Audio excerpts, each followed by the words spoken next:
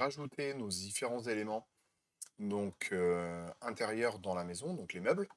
Donc pour ça, on va ici dans la partie composants, dans l'onglet architecture, et on va charger les éléments. Donc là, vos éléments, ils seront dans votre formation, hein, et c'est les fichiers Revit de famille. Et on va les charger la cuisine. Donc je charge notre cuisine et alors, il faut que je la place au bon endroit. Impeccable. Donc la cuisine, elle est positionnée. Je vais positionner les autres éléments. Hop, donc je vais les charger. Je charge. Donc là, je peux tout charger, tous les éléments que je souhaite, hein, c'est-à-dire l'ensemble de mes éléments, hormis la cuisine, parce que la cuisine, elle est déjà chargée. Voilà, je charge le tout.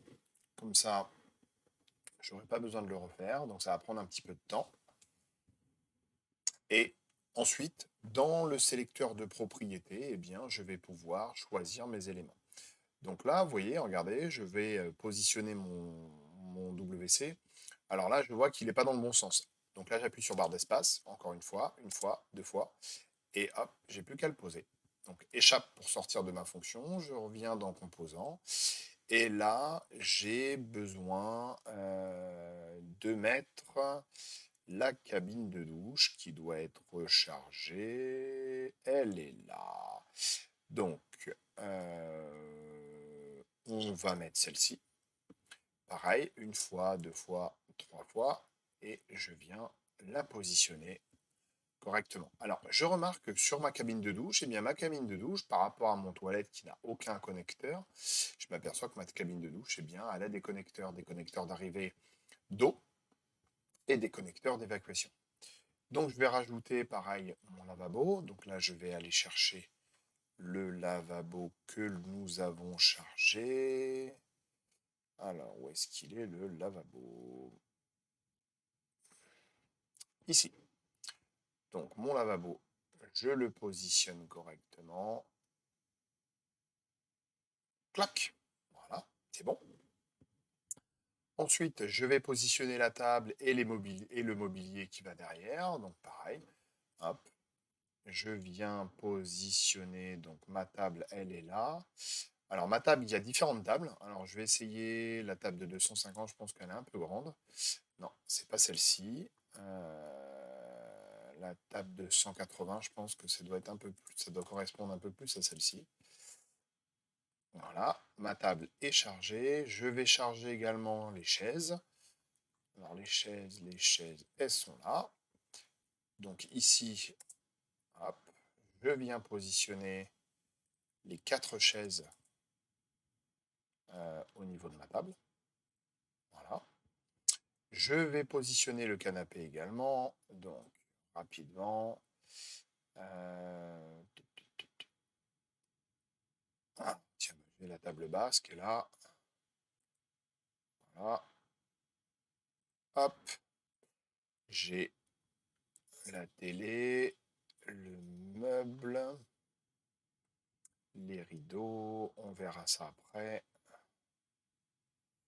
Alors, j'ai lui. Alors, ça, sont un peu trop larges, ceux-là. On va prendre les 124. Donc, on va positionner le premier. Et ici, on va changer. Voilà, on positionne le deuxième. Alors, le canapé, je pense que c'est celui-ci. Ouais. Voilà, je le positionne, parfait. Je continue et je viens positionner. Voilà, je viens positionner mon meuble. Alors ça, c'est le meuble, c'est la cuisine, pardon. C'est pas le meuble. Voilà, le meuble, il est là.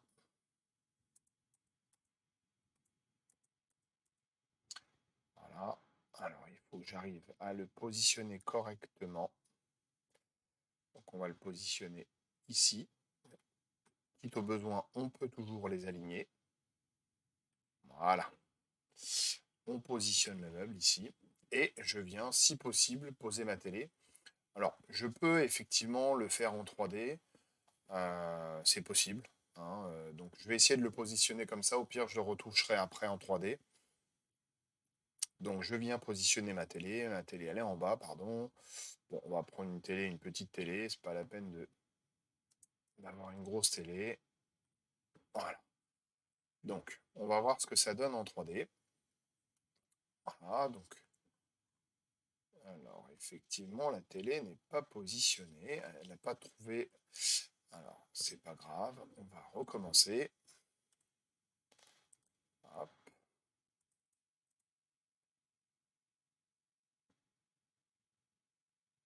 hop là. Bon, alors, si j'arrive pas à la mettre, c'est pas bien grave. Ah oui, elle est derrière. Ouais, c'est normal.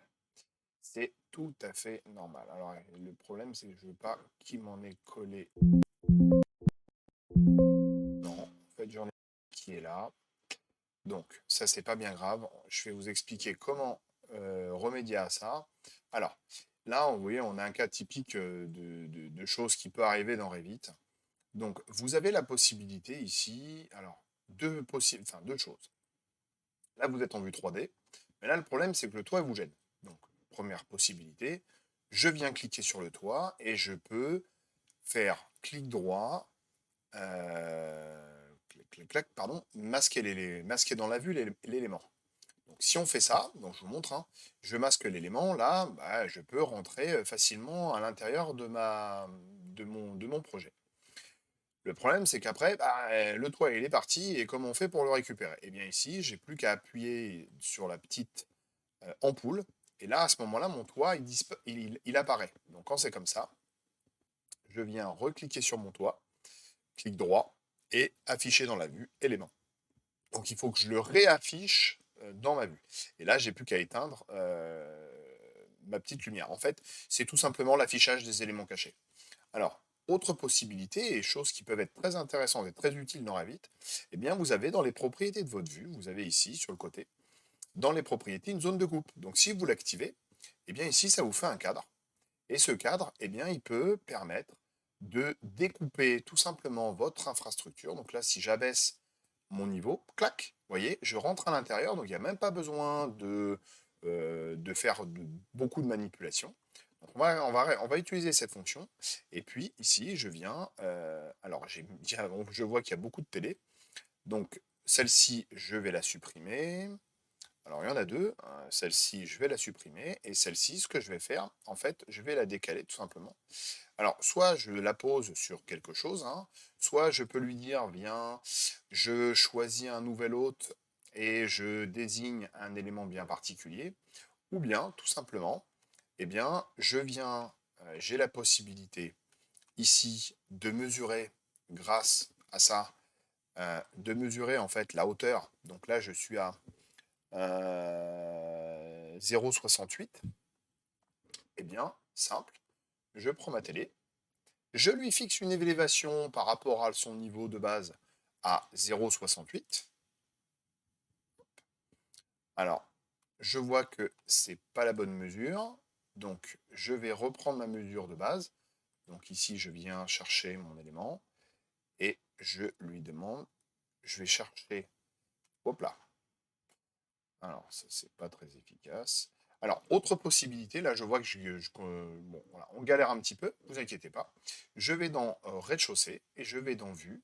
Je vais faire une petite coupe tout simplement. Et ici, je fais une coupe qui va me permettre de voir ici ce que je fais. Et là, ici, ma coupe, elle montre la profondeur de ce que je veux voir. Donc là, j'ai pas besoin de voir aussi profond que ça. Voilà. Je double-clique ici, ou bien, comme j'ai créé une coupe, hein, elle est quelque part là-dedans. Voilà, dans mon arborescence, j'ai une coupe qui vient d'arriver. Ici, donc si je double-clique ici, j'ai ma vue en coupe. Ou bien, vous inquiétez pas, hop, là ici, je clique, double-clique sur ma flèche bleue et j'arrive dessus. Donc là, je l'ai en 2D, c'est beaucoup plus efficace et beaucoup plus utile. Je vais reprendre ma mesure. Ici, j'ai jusqu'au sol, j'ai 0,83. Eh bien, on va rentrer tout simplement 0,83 au niveau de ma télé. Et je vais pouvoir ici la déplacer, voilà, clac, pour la mettre à peu près au centre de mon élément. Alors je pourrais bien évidemment créer des codes, des mesures, et cetera, pour bien positionner ma télé au centre de mes éléments. Bon là, elle est bien placée, il y a pas de souci. Voilà, donc là, on a vu à peu près pas mal de petites choses. On commence à avoir un projet qui commence à être quasiment finalisé. Donc là, si on voudrait être de vrais puristes, vraiment, on pourrait retravailler notre sol, les dalles, etc., retravailler les cloisons intérieures, leur apposer des finitions de peinture. Bref, je peux faire beaucoup, beaucoup, beaucoup de choses. Donc là, pour ça, j'ai d'autres formations que je vous donnerai par la suite en ressources par rapport à votre formation. Voilà.